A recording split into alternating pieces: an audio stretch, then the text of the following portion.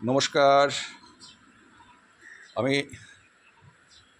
তপন কুমার মণ্ডল, মালদা ডিস্ট্রিক্টের বামনগোলায়। আপনি দেখতে পাচ্ছেন আপনাদের সামনে একটা ভিডিওতে কয়েকটা কদম গাছ দেখানো যাচ্ছে। এখানে 12টা গাছ রয়েছে, যেটা আমার বাড়ির পিছনে জায়গা করতে পেরেছি এবং সেখানে এই গাছগুলোকে রোপণ করা হবে।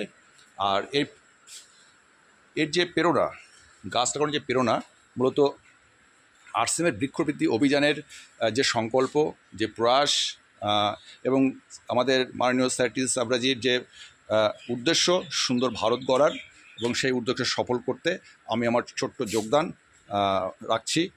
এই পরিবেশকে সুন্দর করার পিছনে আরসিএমের যে অবদান, সেকে সাক্ষী রেখে এই গাছগুলো আজকে বিকেলেই লাগানো হবে।